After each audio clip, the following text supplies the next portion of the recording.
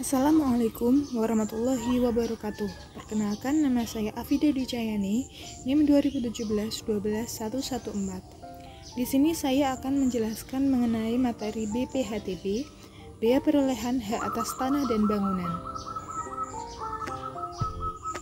Apa itu BPHTB? BPHTB atau Bea Hak Atas Tanah dan Bangunan adalah sebuah pungutan atas perolehan hak atas tanah dan bangunan. Perolehan hak atas tanah dan bangunan adalah perbuatan atau peristiwa hukum yang mengakibatkan diperolehnya hak atas tanah dan bangunan oleh orang pribadi atau badan. BPHTB dikenakan terhadap orang pribadi atau badan yang memperoleh hak atas tanah dan bangunan.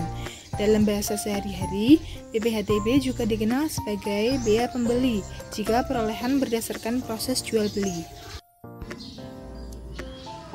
BPHTB dinamai bea, bukan pajak.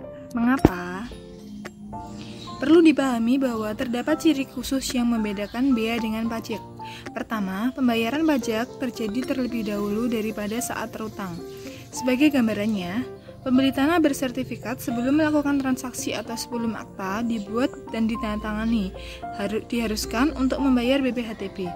Kedua, frekuensi pembayaran biaya terutang dapat dilakukan secara insidensial atau berkali-kali dan tidak terikat waktu atau fleksibel. Pembayaran BPHTB berbeda dengan pajak yang harus dibayarkan sesuai dengan ketentuan yang berlaku. Dasar hukum BPHTB.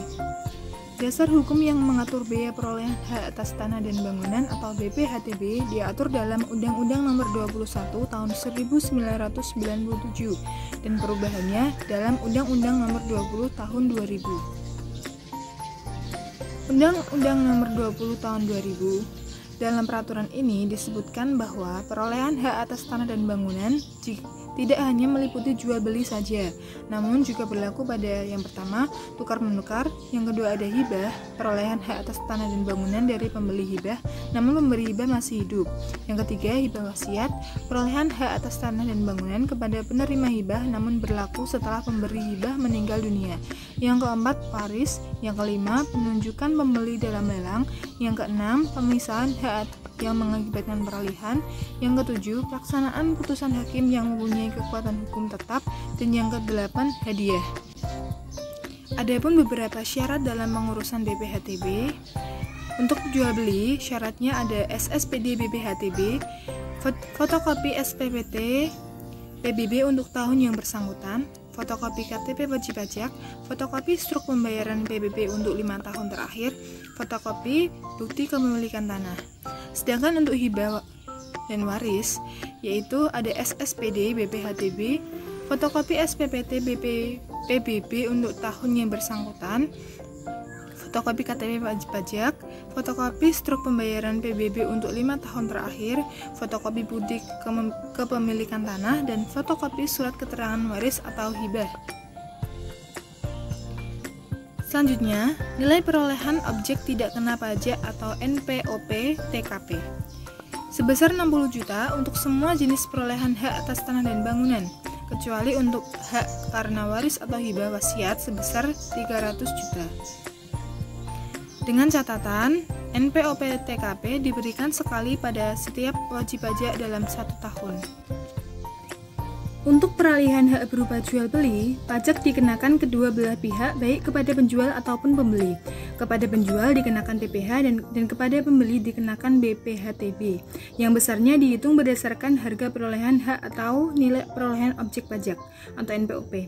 Jika NPOP lebih besar daripada NJOP, yang dijadikan pengenaan BPh dan BPHTB adalah NJOP. Akan tetapi, jika NPOP lebih kecil dari NJOP, yang dijadikan dasar untuk perhitungan PPh dan BPHTB adalah NJOP.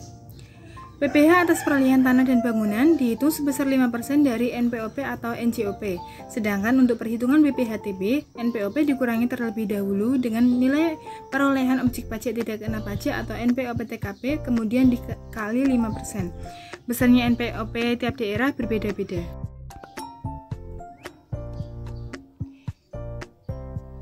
Contoh perhitungan BPHTB. Pada tanggal 1 Februari 2003, Bapak Sumarno membeli sebidang tanah yang terletak di Kabupaten Tangerang dengan nilai perolehan objek pajak sebesar 50 juta. Apabila NPO PTKP ditetapkan untuk Kabupaten Tangerang sebesar 60 juta, berapa BPHTB? Untuk mencari BPHTB, didapat rumus 5% dikali NPOP min NPO PTKP. Sebelumnya, NPOP harus dikurangi dulu dengan NPO PTKP. Berhubung nilai NPOP lebih kecil daripada NPO PTKP, maka BPHTB adalah nihil. Atau dengan kata lain, Bapak Sumarno tidak berhutang BPHTB. Contoh yang kedua, diperjualbelikan sebidang tanah kosong di Pati dengan data sebagai berikut.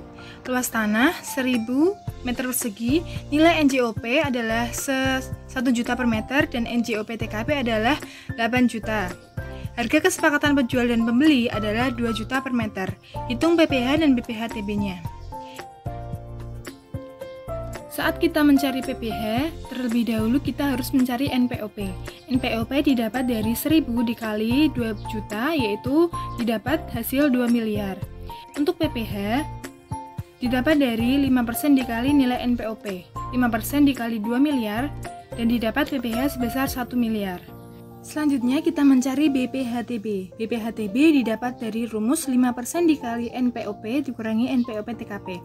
NPOP dikurangi NPOP TKP didapat hasil 1.992 juta dan dikali 5% dan didapat hasil 99.600.000. Sekian penjelasan dari saya. Kurang lebihnya mohon dimaafkan. Wassalamualaikum warahmatullahi wabarakatuh.